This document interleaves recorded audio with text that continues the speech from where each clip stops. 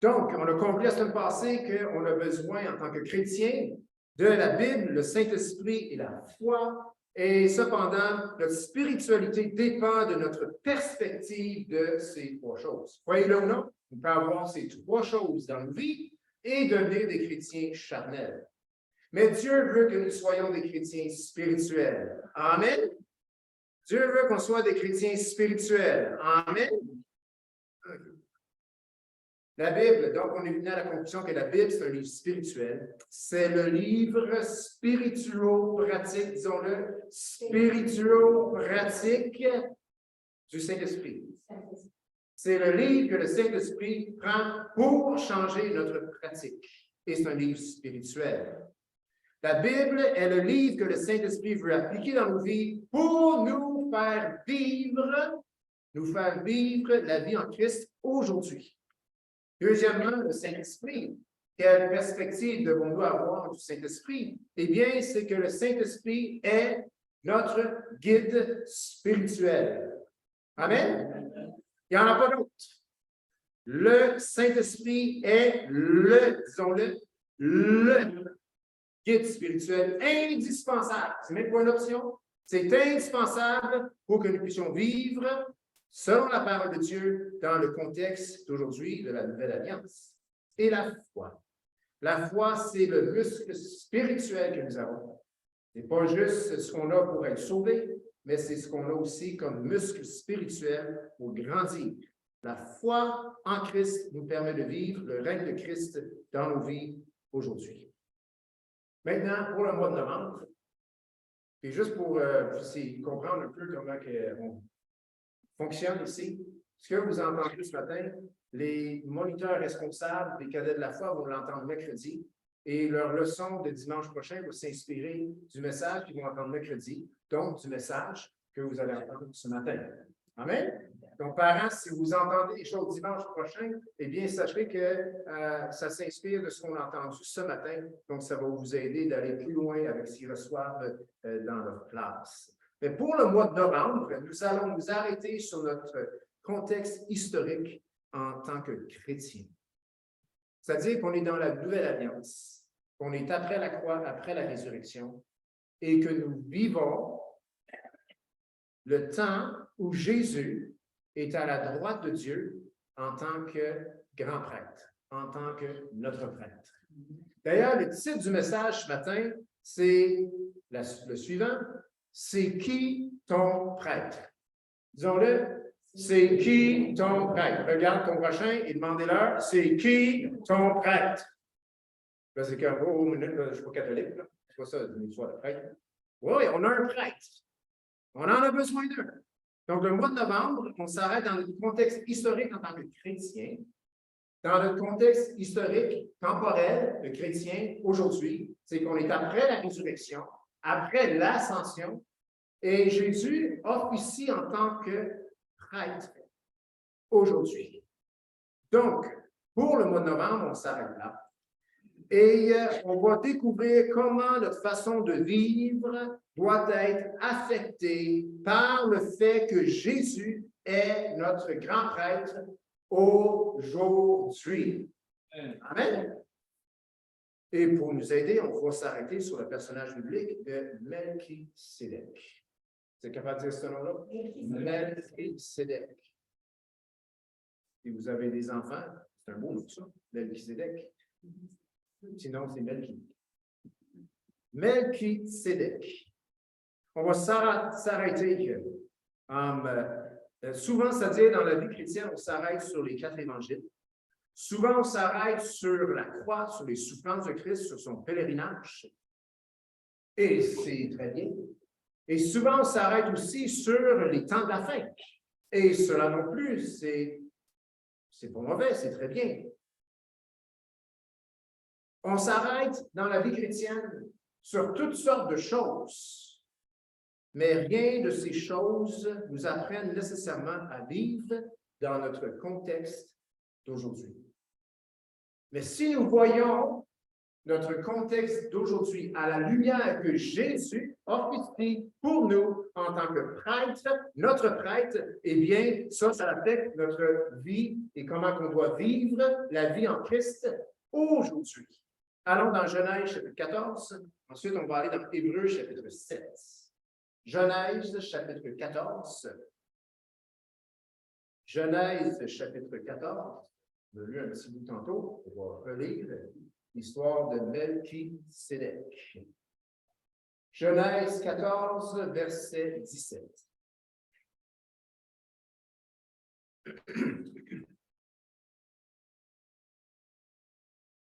Donc, Abraham arrive de la guerre.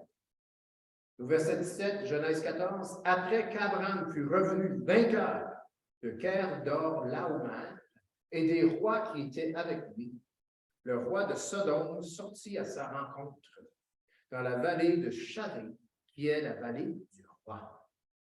Melchisédek, roi de Salem, fit apporter du pain et du vin. Il était sacrificateur du Dieu très haut. Il bénit Abraham et dit, « Béni soit Abraham par le Dieu très haut, maître du ciel et de la terre. Béni soit le Dieu très haut, qui a livré tes ennemis entre tes mains. » Et Abraham lui donna la dîme de tout. Le roi de Sodome dit à Abraham, « Donne-moi les personnes et prends pour toi les richesses. » Abraham répondit au roi de Sodome, « Je lève la main vers l'Éternel, le Dieu très haut, maître du ciel et de la terre. Je ne prendrai rien de tout ce qui est à toi, pas même un fil ni un cordon de soulier, afin que tu ne dises pas, j'ai enrichi Abraham, rien pour moi. Seulement ceux qu'ont mangé les jeunes gens, et la part des hommes qui ont marché avec moi, Aner, Eshcol et Mamré, eux, ils prendront leur part. » Avançons dans Hébreux, l'Épître aux Hébreux, à la fin du Nouveau Testament, l'Épître aux Hébreux, chapitre 7, versets 1 à 10. Hébreux, chapitre 7, versets 1 à 10. Et ce même personnage nous revient. Hébreux 7, versets 1 à 10. En effet, ce Melchisédek, roi de Salem, sacrificateur du Dieu très haut, qui alla au devant d'Abraham lorsqu'il revenait de la défaite des rois, qui le bénit, et à qui Abraham donna la dîme de tout, qui est d'abord roi de justice, d'après la signification de son nom, ensuite roi de Salem, c'est-à-dire roi de paix, qui est sans père, sans mère, sans généalogie, qui n'a ni commencement de jour ni fin de vie, mais qui est rendu semblable au Fils de Dieu, ce Melchisédek demeure sacrificateur à perpétuité. Considérez combien est grand celui auquel le patriarche Abraham donna la dîme du butin. Ceux des fils de Lévi qui exercent le sacerdoce ont, d'après la loi, l'ordre de lever la dîme sur le peuple, c'est-à-dire sur leurs frères. Cependant, sont issus des reins d'Abraham. Et lui, qui ne tirait pas d'eux son origine, il leva la dîme sur Abraham et il bénit celui qui avait les promesses. Or, c'est sans contredit l'inférieur qui est béni par le supérieur. Et ici, ceux qui perçoivent la dîme sont des hommes mortels, mais là, c'est celui dont il est attesté qu'il est vivant. De plus, Lévi, qui perçoit la dîme, l'a payé ainsi, pour ainsi dire, par Abraham, car il était encore dans les reins de son père lorsque Melchisédek alla devant Abraham. Père, viens-toi ce matin, dans le nom de notre grand prêtre Jésus-Christ, qui est à ta droite, élevé dans la gloire, ayant dépouillé les dominations, les ayant livrés en spectacle par la croix, nous obtenons le salut. C'est en son nom que nous nous présentons devant toi, qu'on élève la voix devant toi ce matin. Père, instruis-nous au sujet de notre grand prêtre, de Jésus et comment le fait qu'il est notre prêtre doit affecter nos vies aujourd'hui. Seigneur, Père, merci. Et c'est dans le nom de Jésus que nous avons prié. Et que tout le monde puisse dire Amen. Melchisédek. Je me souviens dans les débuts de ma vie chrétienne, la question était là, c'est qui ça? Melchisédek. Il ne revient pas souvent. On entend parler de Melchisédek dans Genèse chapitre 14. Ensuite, David leur prend ce nom dans le psaume 110, verset 4, qui est une prophétie au sujet de Jésus. Et ensuite, on ne mentionne jamais, mis à part 9 fois, une après l'autre, dans l'Épître aux Hébreux, entre le chapitre 5 et le chapitre 7.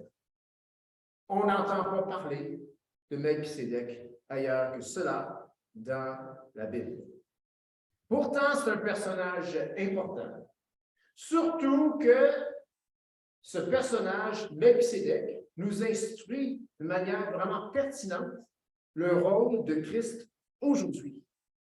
C'est également un personnage mystérieux. Au verset 3, chapitre 7 de Hébreux, on nous dit que Melchisédek est sans père, sans mère, sans généalogie, qui n'a ni commencement de jour, ni fin de vie, mais qui est rendu semblable au Fils de Dieu. Je ne sais pas si vous êtes comme moi, je n'ai jamais rencontré personne qui n'a pas de mère, pas de père. Ils sont durs à trouver, t'es pas beau. Je veux dire, si tu n'as pas de mère, tu n'as pas de père, t'es beau. Mais lui, il semble qu'il est sans père, sans mère, sans généalogie, il vient de nowhere. Et il n'y a pas de commencement de jour, il n'y a pas de fin de vie, mais qui est rendu semblable au Fils de Dieu. Ça m'aurait aidé un petit peu si l'Épître aux Hébreux, l'auteur aurait dit, mais qui finalement c'est le Fils de Dieu. Il serait apparu d'une manière surnaturelle comme il a fait ailleurs dans l'Ancien Testament, des théophanies, des manifestations du Fils de Dieu avant qu'il soit venu sur terre. Mais on nous dit qu'il est sans père, sans mère, sans généalogie, qui n'a ni commencement de jour, ni fin de vie, mais qui est rendu semblable au Fils de Dieu. Je ne peux pas vous expliquer ce verset-là ce matin, mais humainement parlant, je pourrais vous dire, c'est humainement parlant, on peut dire, bien, on ne connaît pas son père, on ne connaît pas sa mère, puis on ne sait pas d'où il vient, puis c'est ça, on ne sait pas quand il est né, on ne sait pas quand il est mort, mais c'est un être humain qui faisait officiant comme prêtre auprès d'Abraham. Bon. C'est un personnage mystérieux qui reflète le rôle de Christ aujourd'hui. C'est ça qui est important. C'est un personnage extrêmement important. C'est la raison pour laquelle l'auteur de l'Épître aux Hébreux va chercher ce personnage. Vous savez, l'Épître aux Hébreux, le thème de l'Épître aux Hébreux, en mes propres mots, c'est que le nouveau a remplacé l'ancien.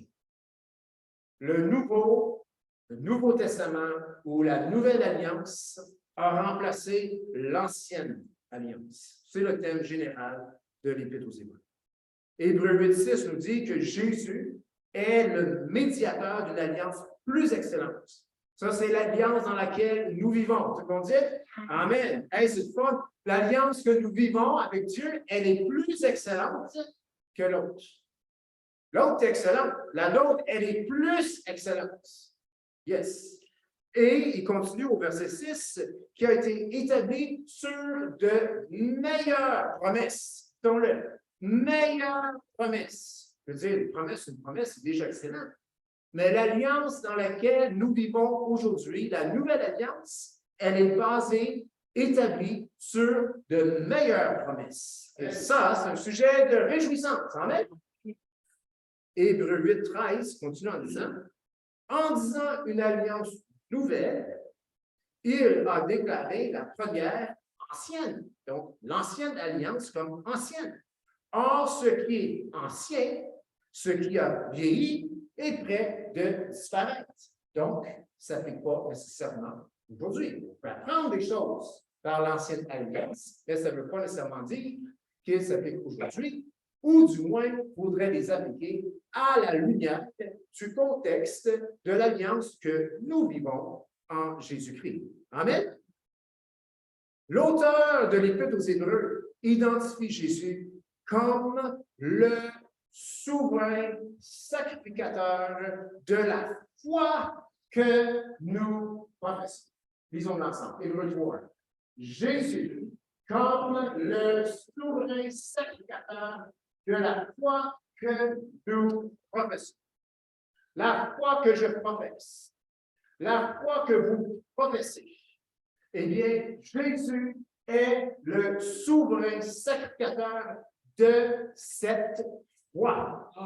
Cette foi qui sauve, cette foi qui ne peut pas juste sauver l'individu en Jésus-Christ, mais qui permet à ce qu'il puisse grandir en Jésus-Christ, qui permet à ce qu'il puisse aller saisir les promesses de Dieu qui sont là en Jésus-Christ et pour nous et actuelles aujourd'hui. Amen. Comment Jésus est le sacrificateur de la foi que je professe, on va en découvrir dans le mois qui s'en vient. Mais Jésus, l'Épître aux Hébreux le dit, il est établi comme souverain sacrificateur de la foi que nous professons. Intéressant, ça me vient juste comme ça. Si on ne la professe pas, il y a un problème. Jésus est sacrificateur de la foi que nous professons. Il n'est pas sacrificateur de la foi que nous gardons au silence, mais de la foi que nous professons. Amen. La foi que nous professons, que nous déclarons, que nous disons. Livre des Proverbes dit que la vie et la mort sont au pouvoir de la langue. Amen. La vie chrétienne a beaucoup rapport avec des paroles, avec la foi de l'individu qui déclare la parole de Dieu. Amen. Il est le sacrificateur, souverain sacrificateur de la foi que nous professons.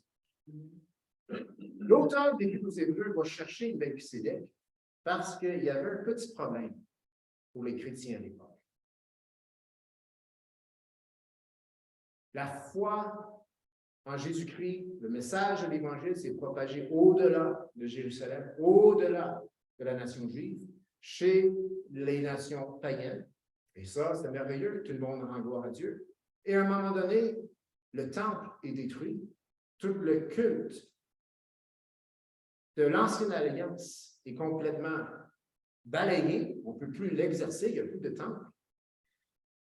Et en plus, il y a toutes sortes de chrétiens qui ne se sentent pas appelés à être judaïsés, c'est-à-dire de mettre en pratique tout ce que les Juifs chrétiens mettent en pratique. Et l'Église, en Actes 15, leur a libérés d'avoir besoin de faire cela. Mais il y a cette notion de prêtre qui vient qui suscite un questionnement. Et les chrétiens savent que Jésus est le roi. Et aussi, comme l'Épître aux Hébreux dit, ils savent qu'il est leur prêtre.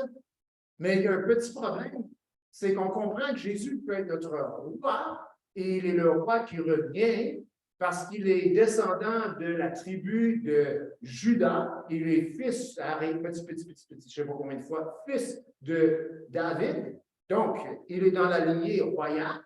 Ça, on peut comprendre ça. Mais comment est-ce qu'il peut être prêtre? Parce que les prêtres descendaient de la lignée de Lévi et les grands prêtres de la lignée d'Aaron. Et Jésus n'est pas descendant de cette lignée. Donc, on a un problème. Donc, l'Épître aux Hébreux, l'auteur, sous la direction du Saint-Esprit, il dit, c'est pas compliqué. Il y a le prêtre Melchisédek.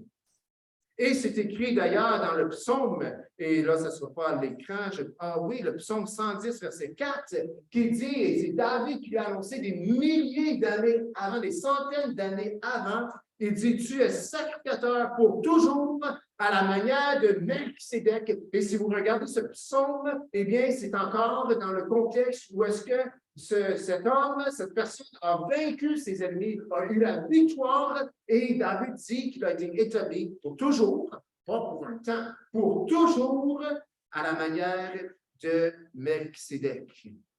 Donc, l'Épître aux Hébreux, l'auteur de l'Épître aux Hébreux, eh bien, justifie le fait que Jésus peut également être leur grand prêtre tout en étant leur roi. Jésus, aujourd'hui, est notre roi, mais le contexte dans lequel nous vivons, c'est que son règne ne semble pas trop évident, bien que nous sommes déjà transportés dans le royaume de son amour. mais physiquement, son règne n'est pas perceptible. On regarde le monde, comment ça va, et c'est plus logique de constater que c'est le diable qui règne sur terre.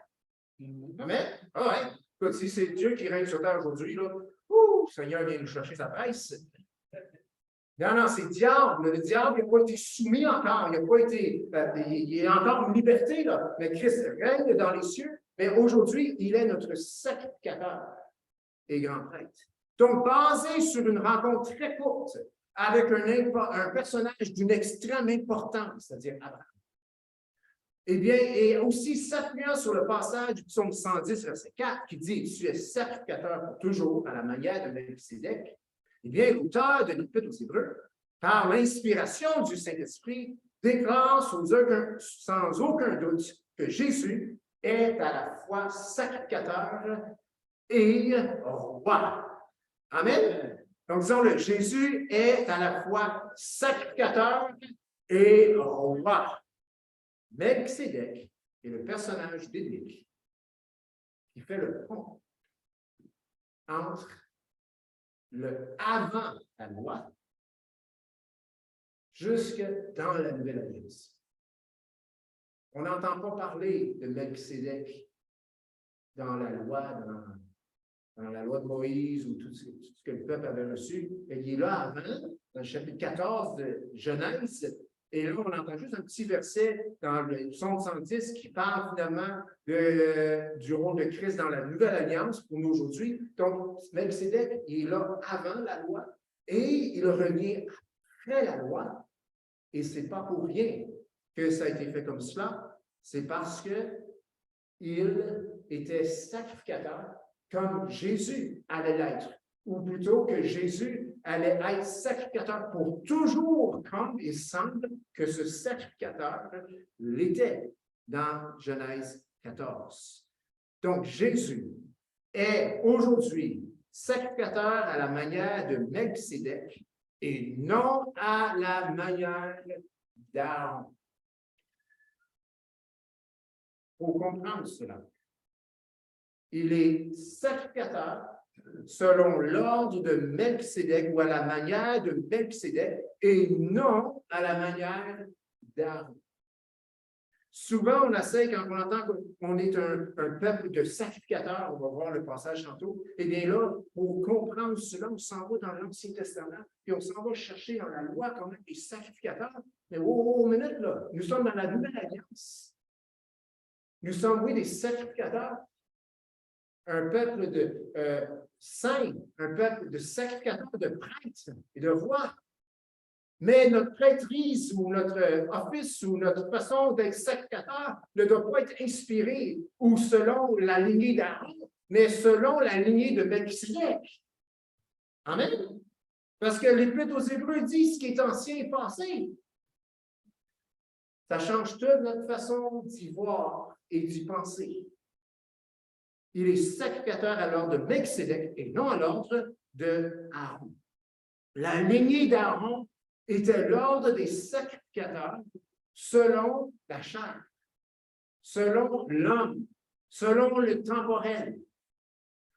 Mais Jésus est sacrificateur à l'ordre de Melchisédek, qui lui est selon l'ordre des choses spirituelles, des choses éternelles. Il est le sacrificateur, si on peut dire, des hommes spirituels. Amen. C'est extrêmement important, car nous sommes appelés à être des sacrificateurs. Pierre, 1 Pierre 2, 5, dit, suite après, eh bien, de dire que nous sommes appelés à être des sacrificateurs, il dit qu'on est appelé à offrir des victimes spirituelles agréables à Dieu. Nous avons un prêtre et pour offrir des victimes spirituelles agréables à Dieu, nous devons faire cela consciemment sous notre prêtre qui, lui, est selon l'ordre de Melchisédek. 1 Pierre 2, 9 dit, vous êtes une race élue, un sacerdoce royal. Donc, lorsqu'on entend le mot sacerdoce, qui veut dire prêtrise, comme j'ai dit tantôt, on peut facilement penser à l'Ancienne Alliance. mais nous devons penser à Melchisédek, ou encore plus précisément à Christ, qui est notre sacrificateur selon l'ordre de Melchisédek. Christ est le prêtre des chrétiens. Amen. Christ est le prêtre des hommes nés de nouveau. Amen. On a un prêtre. C'est pas le gars d'avant. C'est pas la fonction qu'a établie l'Église depuis la venue de Jésus-Christ. Notre prêtre, le prêtre des chrétiens, c'est Jésus-Christ qui, lui, est selon l'ordre de Melchisédek, une prêtrise éternelle. Amen. Christ est le prêtre des esprits, des justes parvenus à la perfection, Hébreux 12, verset 23, et à la manière de Melchisédek. Disons-le ensemble. J'ai un prêtre. Il s'appelle Jésus. Amen. C'est qui ton prêtre? Amen. C'est Jésus, à la manière de Melchisédek. Ce personnage démontre que nous avons besoin d'un prêtre. Abraham avait besoin d'un prêtre. C'est pas pour rien qu'on allait voir le prêtre. Et même encore aujourd'hui, il y a des gens qui vont voir le prêtre. C'est parce que dans le fond de l'être humain, il sait qu'il a besoin d'un prêtre. Il a besoin d'un intermédiaire entre lui et Dieu. Mais nous, notre prêtre, c'est Jésus. Amen. Notre souverain sacrificateur, le prêtre suprême, le nôtre, c'est Jésus. Aucun autre nom fut donné sous le ciel ou sur la terre par lequel nous puissions être sauvés que le nom de Jésus. Il n'y a aucun intermédiaire entre Dieu et les hommes, mis à part la personne de Jésus, que tout le monde puisse crier. Amen. Moi, je suis content de cela, parce que si le prêtre, c'est un homme, on a un fichu de gros problème. Donc, ce personnage démontre qu'on a besoin d'un prêtre. Ce n'est pas nouveau. C'était le cas d'Abraham. C'était le cas dans l'Ancien Testament.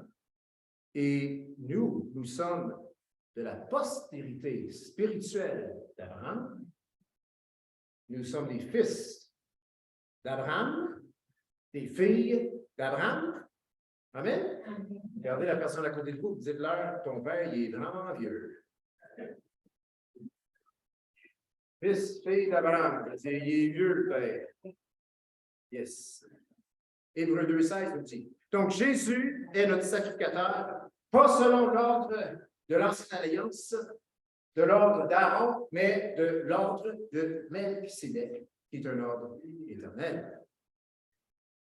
Aujourd'hui, frères et sœurs, nous n'avons pas un Jésus crucifié. Il a été crucifié. Amen? Mais nous n'avons pas un Jésus crucifié. Non plus est-ce qu'aujourd'hui avons-nous un Jésus enseveli. La tombe qui semblerait qu'ils ont identifiée, elle est vide. Amen? Il n'y a pas de lieu sur cette terre où est-ce qu'on peut dire, voici où est enterré le Dieu des chrétiens. Il est ressuscité. Donc, aujourd'hui, ce n'est pas un Jésus enseveli que nous avons. Nous avons un Jésus, ou simplement le Seigneur Jésus, qui est sacrificateur, officiant, à l'ordre, à l'œuvre, aujourd'hui, dans les cieux, à la droite de Dieu, selon l'ordre de Melchisédek, notre prêtre qui est vivant. Amen.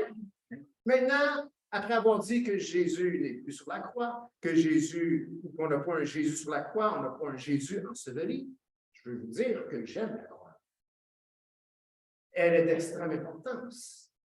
Elle est d'ailleurs salutaire. Sans la croix, moi et vous, nous sommes morts dans nos péchés. Mais lorsque je pense à la croix, je dois penser à mon contexte d'aujourd'hui. Et la croix, aujourd'hui, nous rappelle d'une œuvre qui date de bien des années, proche de 2000 ans, c'est-à-dire où ce que le vieil homme a été crucifié à la croix. Amen. La croix représente la mort. La croix représente le Christ crucifié, mort pour nos péchés, mais il n'est pas resté là. La croix représente, et moi en tant que chrétien, et vous en tant que chrétien et chrétienne, doivent, comme on l'a vu dans Romains chapitre 6, être une même plante avec Jésus, c'est-à-dire conforme en sa mort. Conforme, c'est-à-dire mort comme lui, il est mort. Le vieux bonhomme, désolé, la vieille bonne femme, cette vieille nature, elle est morte. C'est à ça que sert la croix aujourd'hui, nous rappeler que bien que ce vieux bonhomme veut peut-être se manifester, on doit lui rappeler qu'il est mort. Amen. Et si nous vivons la mort telle que Jésus a vécu la mort, si nous concevons et comprenons la croix dans notre contexte actuel, eh bien, cela nous emmène automatiquement à la résurrection. Parce que pour ressusciter, il y a un seul critère, et c'est de mourir. Donc, si le vieux bonhomme est conforme à la mort en Christ, eh bien, cela donne l'espoir de ressusciter avec Christ. Amen. On ne ressuscite pas une personne qui est évanouie. On les réanime.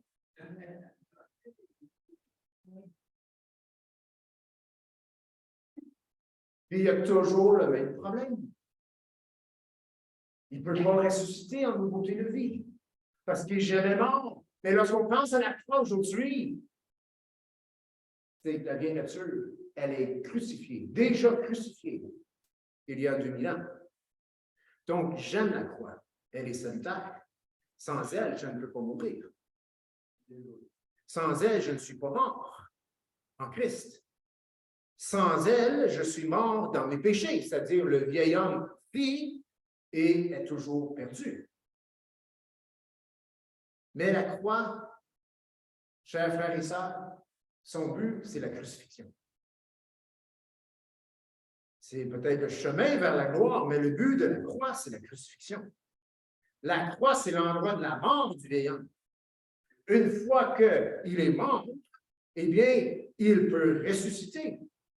Et cet homme ressuscité doit comprendre que celui qui l'a rendu à la vie lui donne comme prêtre Jésus. Amen. Cet homme ressuscité a besoin d'un prêtre. Et il y a juste un prêtre pour lui, et son nom, c'est Jésus. Amen. Si nous ne saisissons pas cette vérité, nous vivrons la condamnation. Et on n'est pas censé vivre la condamnation. Romains 8:1.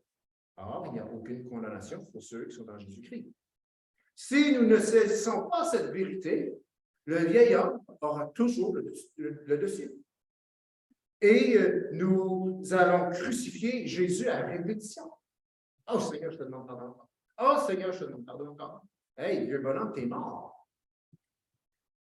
Et si, eh bien, nous vivons la condamnation et nous recrucifions Jésus à chaque jour, ou qu'on retourne à être sauvé à chaque jour, et ainsi de suite, eh bien, ça fait des chrétiens, là j'invente un autre mot ce matin, ça fait des chrétiens croix-trariés. Croix-trariés. C-R-O-I-X, trarié. Ça sonne comme contrarié. Toujours en train de se morfondre. Toujours dans la culpabilité. Toujours dans la défaite. Des chrétiens croix-trariés. En anglais, on les appelle cross Christians. Hein? Parce que c'est juste la défaite. Et pour être franc, bien que la croix, elle est essentielle et sanitaire. Cette période précise de l'histoire qui a duré 2 heures est dans le fond un lieu de défaite. Parce qu'aux yeux des disciples, le diable a eu la victoire. Leur sauveur, leur Seigneur est mort. Mais l'histoire n'est pas finie. Amen? L'ennemi a peut-être dit qu'il avait gagné, Mais Jésus était juste selon le plan parfait de Dieu. Et l'histoire n'était pas finie. Oui, ça paraissait peut-être comme une défaite, où est-ce que le péché a pris le dessus, mais le problème du péché a été réglé aussi à cause de celui qui a pris le péché sur lui. Amen. Et le troisième jour, il est ressuscité. Nous devons saisir cette vérité. Nous avons besoin de Jésus comme sacrificateur. Et cela pour plusieurs raisons. Premièrement, si nous n'avons pas Jésus comme sacrificateur ou comme prêtre, si ce n'est pas un fait établi dans nos vies, bien, je peux vous assurer que nous allons nous en trouver un autre. Malgré nous-mêmes. Des fois, bien, on va se trouver nous-mêmes. Et on va commencer à faire des sacrifices. Et la raison qu'on fait des sacrifices, c'est pour paraître peut-être mieux aux yeux de Dieu, pour se sentir peut-être à la hauteur. Donc, on offre des sacrifices, on fait des sacrifices, on fait des choses, et peut-être de manière consciente ou non, mais pour être en quelque sorte justifié ou être meilleur aux yeux de Dieu, ou plus acceptable aux yeux de Dieu. Et pour Dieu, ça, c'est toute la, excusez, de la chenoute. C'est bon rien, ça. C'est bon rien. Vos bonnes œuvres sont comme un vêtement souillé, dit Isaïe. Donc, si on n'a pas Jésus comme sacrificateur, on va s'en trouver un autre. Peut-être ça va être nous-mêmes. On va être notre propre sacrificateur. Faire une vie de sacrifice pour plaire à Dieu. Là, nous nous exposons au danger du faux christianisme. Un christianisme, finalement, qui devient une religion par les œuvres.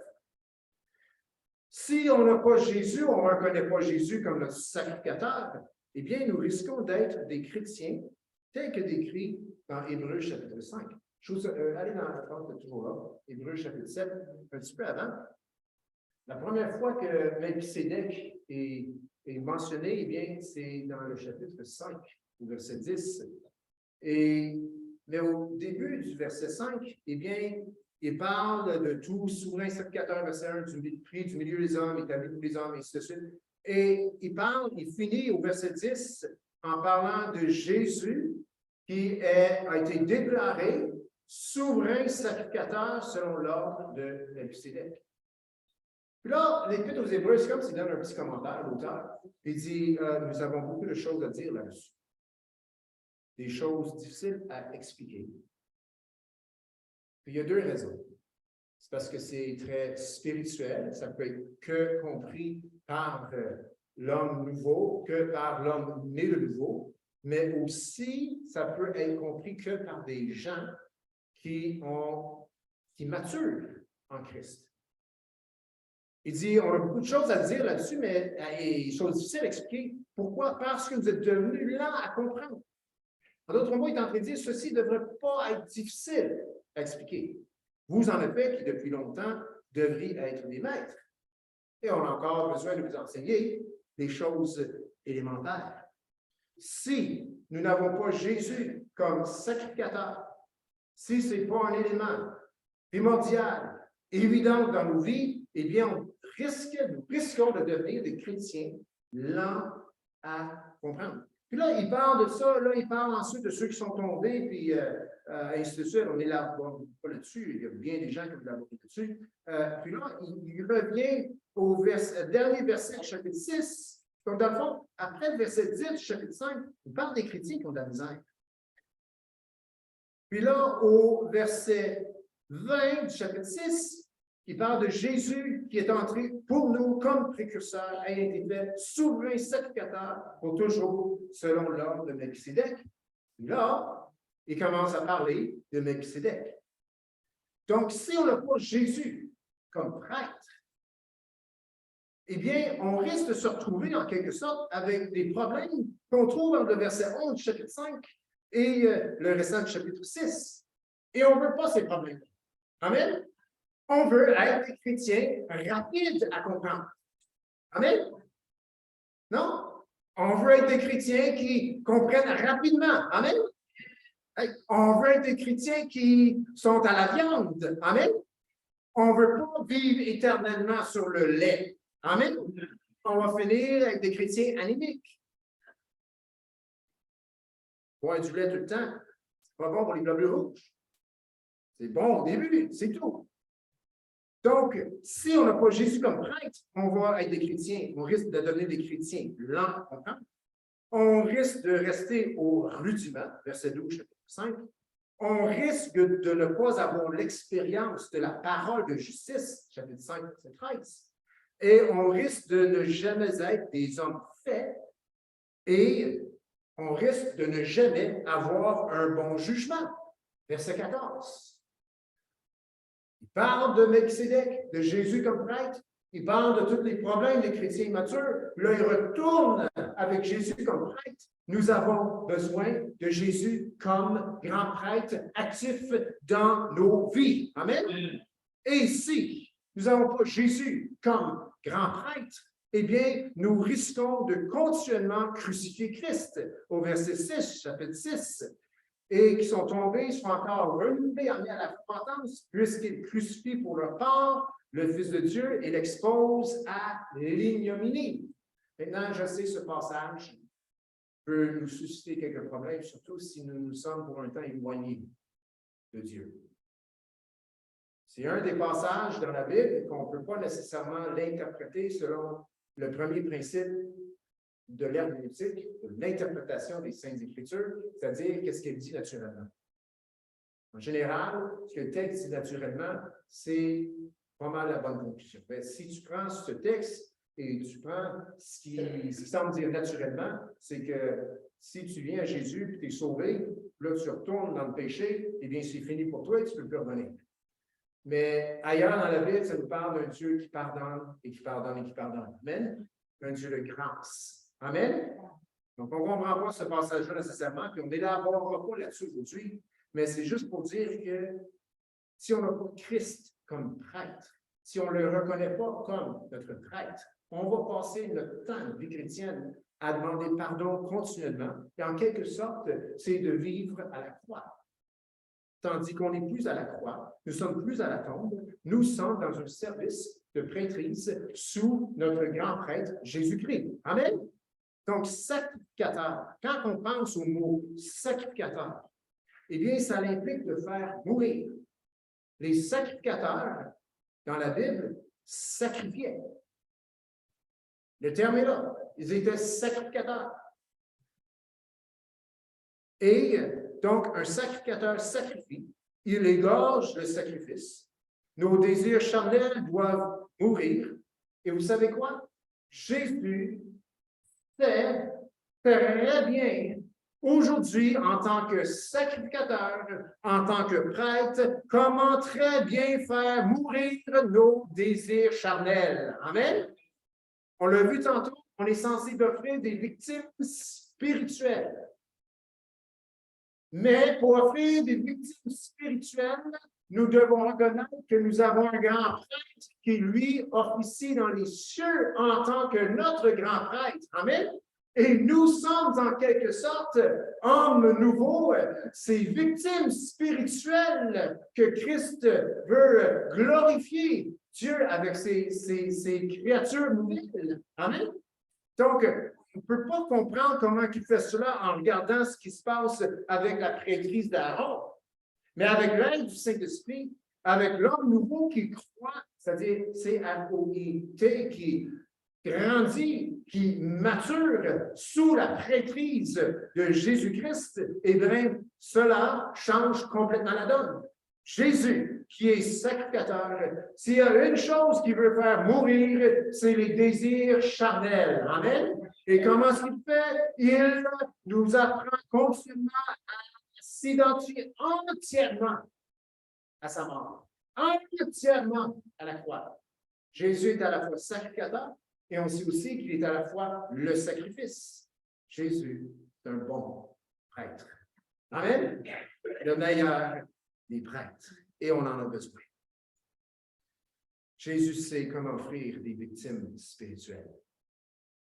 Lorsque Jésus est notre sacrificateur, nous avons une espérance vivante.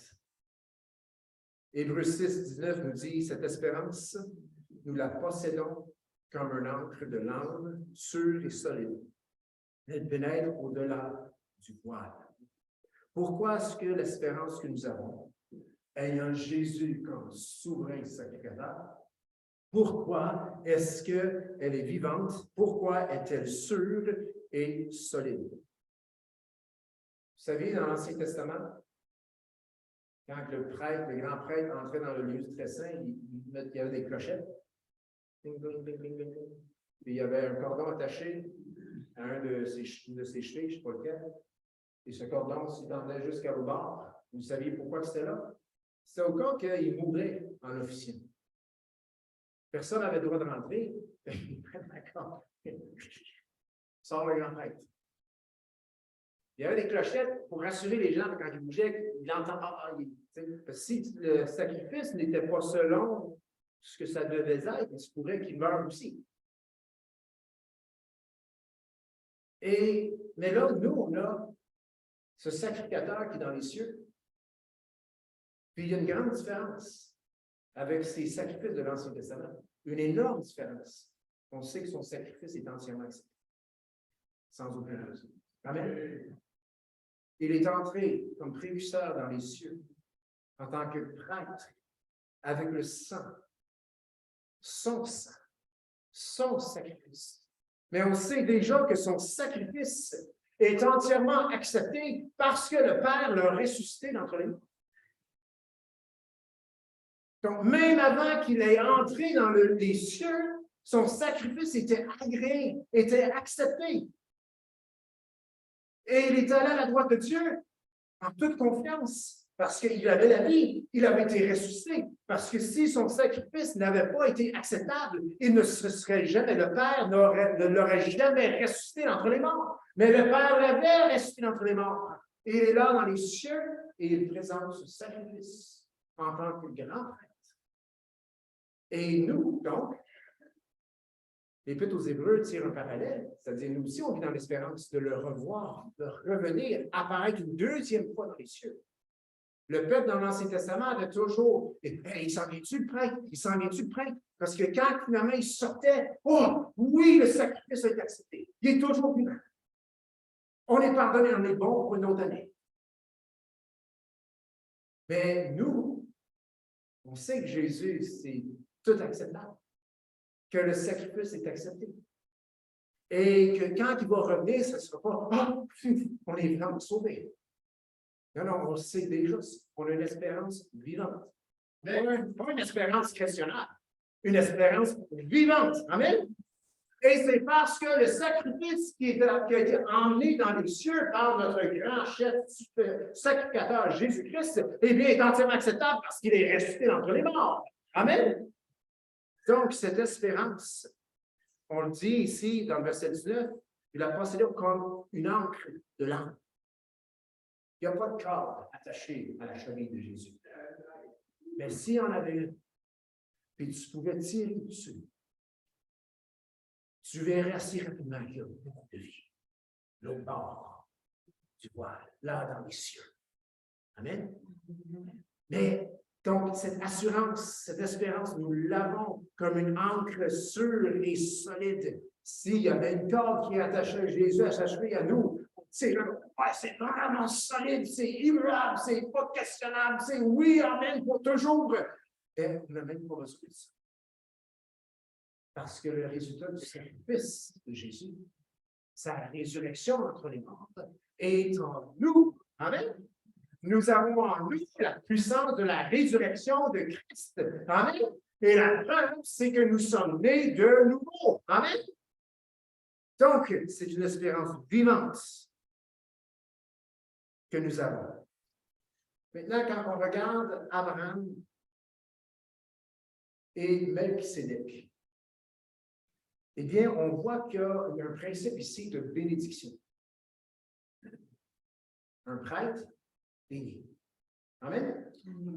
Il donne la bénédiction. Amen? Des fois, c'est des paroles, des fois, c'est l'imposition, je ne sais pas, mais il bénit. Et Melchisédek, eh bien, a béni Abraham.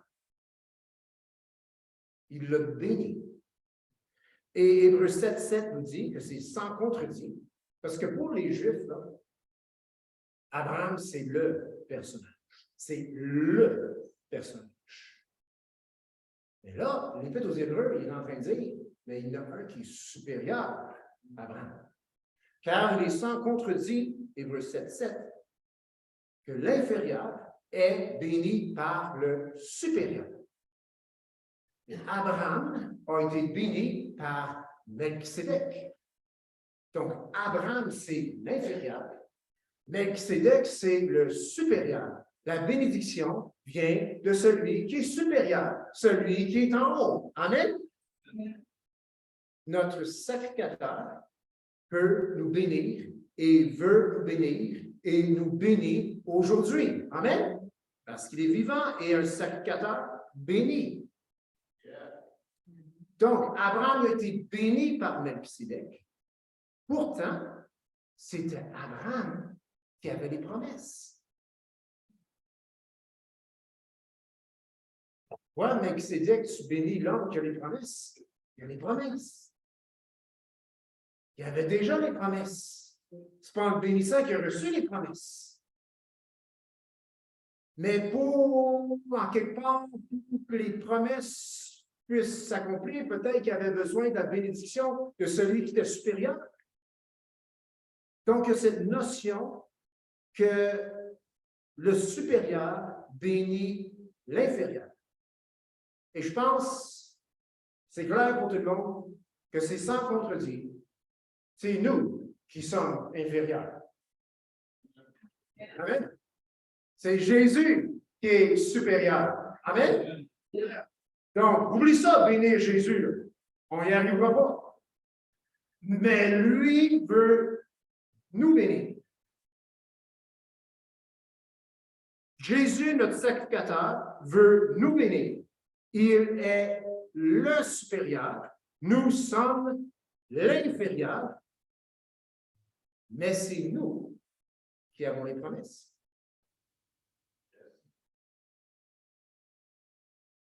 C'est nous qui avons les promesses. Amen. C'est nous qui avons les promesses. Pourquoi est-ce qu'on a besoin de Jésus qui nous bénit quand on a des promesses? Mais ce que nous savons, c'est que Jésus veut nous bénir et toutes les promesses, ils sont là.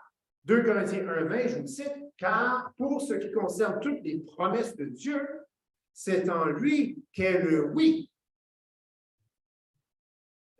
On dit, c'est en lui qu'est le oui. Disons-le, c'est en lui, Jésus, qu'est le oui. Ce qui concerne les promesses de Dieu. Comme Abraham, nous avons les promesses. Les promesses en Jésus-Christ. Christ est en nous, l'espérance de la gloire. Amen. Colossiens 1,27. Christ en vous, l'espérance de la gloire. En Christ sont toutes les promesses, mais Christ est en nous. Amen. Spirituellement. Donc, les promesses sont à nous. Amen. En tant qu'enfant de Dieu, en tant qu'homme né de nouveau, femme née de nouveau, en tant qu'homme spirituel, les promesses sont à nous. Amen. Donc, Jésus, comment nous bénit-il? C'est le supérieur, nous sommes l'inférieur, les promesses sont ici, nous avons les promesses. Comment est-ce que Jésus nous bénit? Eh bien, Jésus veut que les promesses qui sont en nous se manifestent dans nos vies. Amen? Amen. Et par sa bénédiction, ces promesses peuvent s'accomplir dans nos vies aujourd'hui. Pour accomplir ou pour activer ou mettre en action ces promesses que nous avons, on a besoin de la bénédiction de notre prêtre. Amen. Et notre prêtre est dans les cieux. Et il n'y a aucun doute que notre prêtre veut nous bénir parce que nous savons que son sacrifice est entièrement accepté. Amen. Donc, il faut juste voir le contexte dans lequel nous vivons. C'est qu'on ne prie pas un Jésus crucifié. On ne prie pas un Jésus dans la tombe. Nous prions dans le nom de Jésus. glorifié, ressuscité, vivant, à la droite de Dieu, en tant que prêtre. Amen. Donc, comment Jésus bénit-il? Comment est-ce qu'il bénit ses enfants? Jésus, dans les évangiles, a parlé d'un temps à venir bientôt. Dans Jean 16, verset 23-24, il dit, en vérité, je vous le dis, ce que vous demanderez au Père, et vous le donnera en mon nom. Continue en disant, jusqu'à présent, vous n'avez rien demandé en mon nom. Jusqu'à présent, vous n'avez rien demandé en mon nom. Demandez, vous recevrez, afin que votre joie soit parfaite. La joie parfaite, c'est les promesses que Dieu nous a données qui s'accomplissent dans nos vies. Amen. Pour que ces promesses puissent être actives, manifestes dans nos vies, on a besoin de demander au Père, dans le nom du prêtre. Amen. Dans le nom de Jésus.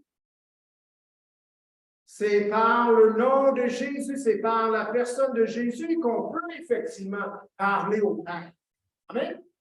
Et quand on dit dans le nom de Jésus, oh, et je sais que notre Père éternel, Père dans les cieux, n'a pas, je sais qu'il y a un excellent nom. Mais à quelque part, ça doit lui rappeler, oh, tout ce que lui demande, c'est dans le nom de celui-ci à la droite. Bien, c'est sûr, je l'accorde. Amen. Jésus a dit, vous n'avez pas encore rien demandé en mon nom. Il est en train de dire que bientôt, vous allez demander en mon nom.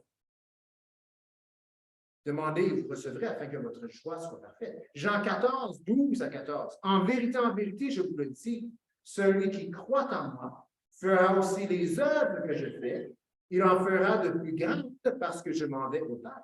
Et tout ce que vous demanderez en mon nom, je le ferai afin que le Père soit glorifié dans le Fils. Si vous demandez quelque chose en mon nom, je le ferai. En mon nom, très important, dans le nom de Jésus. En mon nom. On ne demande pas quelque chose au Père dans un autre nom. Et il ne faut pas que ça soit dans le nom de nos propres efforts. Il ne faut pas que ça soit dans le nom de notre intelligence. Il ne faut pas que ça soit dans le nom de nos stratégies. Non, il faut que ce soit dans le nom et seulement et uniquement dans le nom de Jésus. Amen. C'est bien écrit. En mon nom. En. E-N. En. Pas par. En. C'est là ensemble.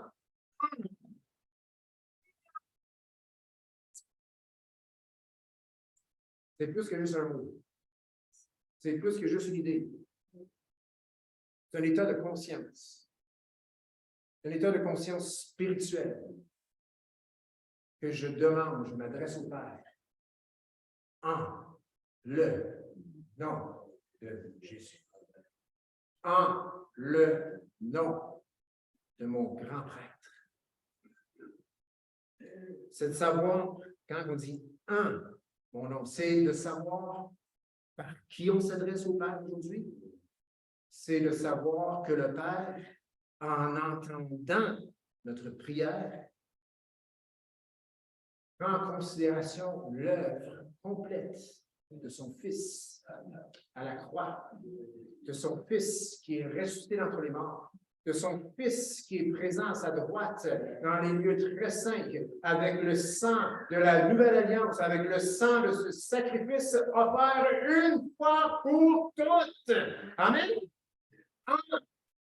C'est savoir qu'on s'adresse au Père aujourd'hui, c'est de savoir que le Père, en entendant notre prière, fait en le nom de Jésus, eh bien, c'est en la personne, c'est en l'œuvre de celui qui est à sa droite triomphante. Amen.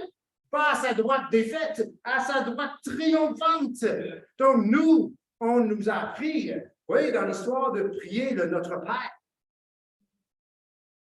Si on dit Notre Père tant de fois, bien, ça va faire ceci ou ça va faire cela. Non, ça n'a pas rapport. Le Notre Père ne termine même pas dans le nom de Jésus. Ça, c'est une autre histoire. Est-ce que Notre Père, c'est pour nous aujourd'hui, puis on s'en va là ce matin? Mais Jésus a très bien dit, c'est pas de répéter des mots ou des prières qu'on va obtenir quelque chose. Ce que la Bible nous enseigne pour aujourd'hui, c'est si on va obtenir quelque chose de notre Père, nous devons demander dans le nom de Jésus. Amen. C'est comme ça que Jésus bénit. C'est comme ça que Jésus accomplit les promesses dans notre vie aujourd'hui. Amen. Notre sacrificateur nous bénit en nous faisant participer à sa nature divine. Hébreux 7.2, c'est écrit. Et c'est Pierre qui dit qu'on est appelé à participer à sa nature divine dans 2 Pierre, je crois. Mais en parlant de Melchizedek, Hébreux 7.2, on nous parle de roi de justice et de la paix. Roi de Salem, paix, Jérusalem. Melchizedek, Sédek, justice. Roi de justice, roi de paix. Comment est-ce que Jésus nous bénit? Oui, en faisant en sorte que les promesses qui sont en nous, par son œuvre, eh bien, s'accomplissent. Et une de ses plus grandes promesses qui sont là, si on peut dire qu'il y en a qui sont plus grandes que d'autres, c'est qu'il fait croître sa justice dans nos vies. Il est roi de justice, sacrificateur de justice. Ah, mais on est des sacrificateurs à cause de l'injustice. C'est pour ça qu'on avait des sacrificateurs pour présenter des victimes à cause du péché, à cause de l'injustice. Mais Christ est le sacrificateur de la justice. Amen. Il fait grandir à cause de son sacrifice, eh bien, il fait en sorte que sa justice va grandir, s'accroître dans nos vies. Et c'est par sa justice qui grandit dans nos vies que nous avons la paix. Cette paix qui surpasse toute compréhension, toute sagesse humaine. Les hommes, nous établissons la paix, souvent en ignorant le péché, en ignorant l'injustice, pour avoir la paix. Mais Jésus, notre grand prêtre, établit la paix dans nos vies en faisant croître sa justice en nous. Amen. En tant que sacrificateur, roi de justice et roi de paix. Notre sacrificateur, il nous bénit en nous faisant participer à sa nature divine, lui qui est juste, lui qui est paix. Et tout cela, c'est l'antidote à la religiosité. Les religieux omettent toujours la justice au profit de leur religion. Jésus l'a dit aux pharisiens, vous laissez ce qui est le plus important de la loi, c'est-à-dire, vous laissez ce qui est plus important dans la loi, la justice, la miséricorde, la fidélité. Jésus, en tant que notre prêtre, c'est là qu'il commence. Et il peut le faire parce que le sacrifice était entièrement juste. Amen? Entièrement juste. Donc, c'est comme cela que notre prêtre nous bénit. Il prend les promesses et en ce qui concerne les promesses qui sont en nous, sa réponse, c'est oui. Mais nous demandons en son nom au Père. Et nous recevons la bénédiction de Jésus et il nous bénit en faisant croître sa justice en nous, dans l'homme nouveau, dans nos vies. Et cela fait foisonner la paix. Nous n'avons rien à craindre. Amen. C'est comme cela que notre prêtre nous bénit. La justice et la paix doivent provenir de Jésus, notre prêtre. C'est une paix qui surpasse toute compréhension et non une paix qui provient de nos œuvres. La paix n'est pas celle qui vient de notre mode de vie ou de la constance de nos circonstances. Notre paix provient de sa justice en nous. C'est comme cela que Jésus nous bénit. Amen. C'est facile de dire, j'ai la paix. Mais si Jésus, le roi de justice, intervient, est-ce que cela trouble notre paix? Si cela trouble notre paix est une paix charnelle et humaine. Mais Jésus, la paix qui provient de sa justice, ne peut être ébranlée par personne. Amen. Même lorsque les choses branlables seront ébranlées, et lorsqu'ils vont se dissoudre avec un grand fracas, comme nous dit l'Épître aux Hébreux, paix à nous demeure si cette paix provient de sa justice. Amen. OK, j'ai dit la semaine passée qu'un bon enseignement biblique en est une qui est pratique. Amen. La Bible ne dit pas lis, étudie, mémorise. C'est des bonnes choses. En ce qui concerne sa parole, la Bible elle-même dit elle est en pratique. Donc, cette semaine, qu'est-ce qu'on peut faire pour mettre en pratique ce qu'on a entendu ce matin? J'aimerais vous appeler à sortir de votre mode de prière. Certaines places, certaines positions, c'est bon. Et je vais fermer la tête baissée. Il n'y a rien qui dit dans la Bible que c'est comme ça qu'il faut prier. Amen? Souvent, on entend Jésus qui priait, il leva les regards vers le ciel. Les yeux ouverts. On ferme nos yeux, on ne veut pas de distraction. Mais si nos regards sont sur notre prêtre, sur le consommateur de notre foi, n'est-ce pas possible qu'on va peut-être prier d'une manière qui a plus d'allure? Amen? Même pas besoin de dire dans le nom de Jésus. Nos yeux sont sur ce Jésus. Et le Père le sait. Donc, cette semaine, arrêtez au moins une fois, c'est pas 40 fois, pour vous arrêter. Il n'y a rien qui dit qu'il faut prier 2 heures par jour. La Bible nous dit de mettre en pratique. Cette semaine, lorsque nous prions, adressons-nous au Père, les regards fixés sur Jésus, notre prêtre, selon l'ordre de Melchisédek. Et lorsque nous prions, nous sommes tout simplement conscients dans notre esprit que la seule raison que ce que je demande est possible, c'est à cause que ces promesses sont là et c'est en le nom de Jésus. Amen. On passe tout par Jésus. Tout par la droite triomphante du Père. Amen. Ce n'est pas une question de longueur. Oh, toi qui es dans les cieux. On peut y aller, c'est très beau. Mais Dieu, comme ça, c'est comme, allô, je suis pas là. Allô, oui, je suis juste là. Oui. Pourquoi tu cries? Ça se rend loin, tu sais. Pas une question de longueur, d'ardeur, de prière. Ça dépend en qui c'est fait. En Jésus. Donc, je vous pose la même question que j'ai posée au début.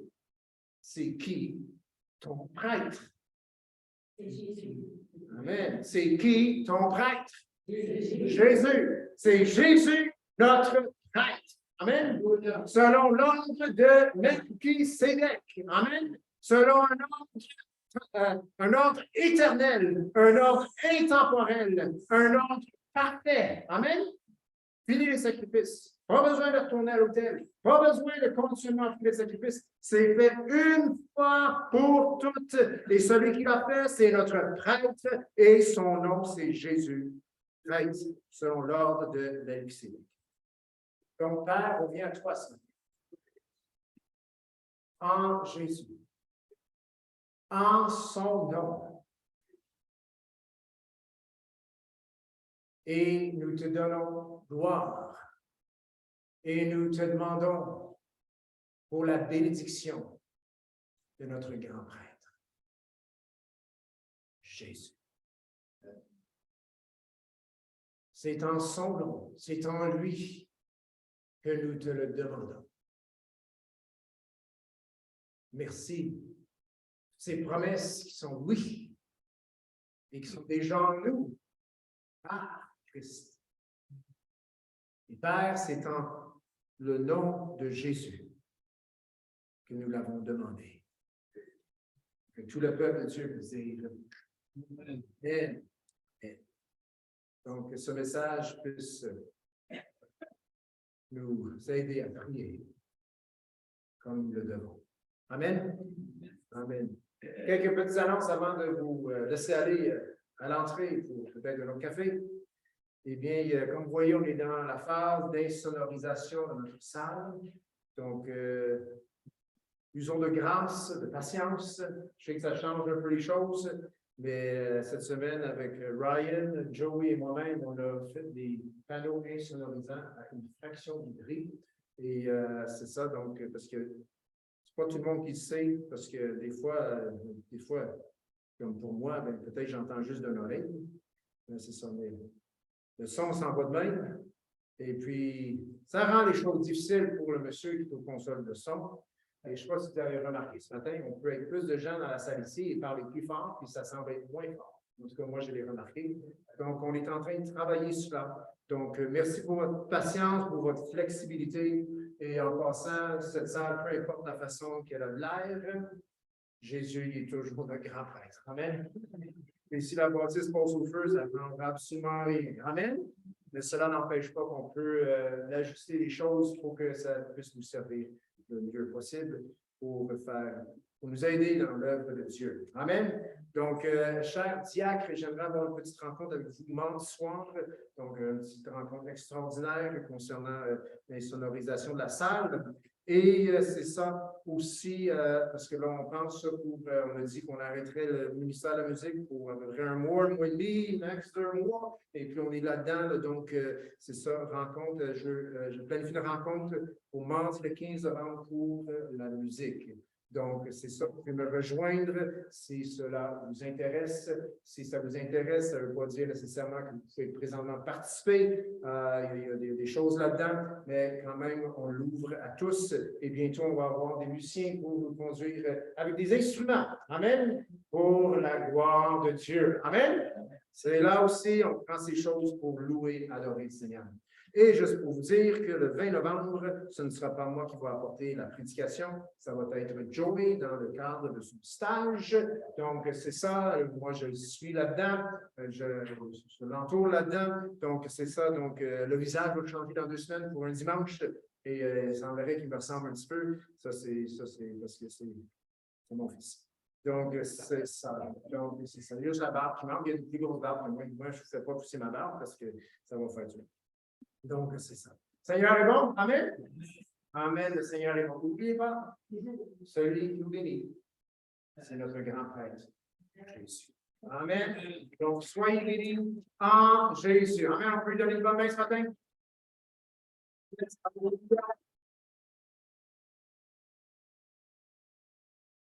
Amen, amen, amen. Bonne semaine à tous.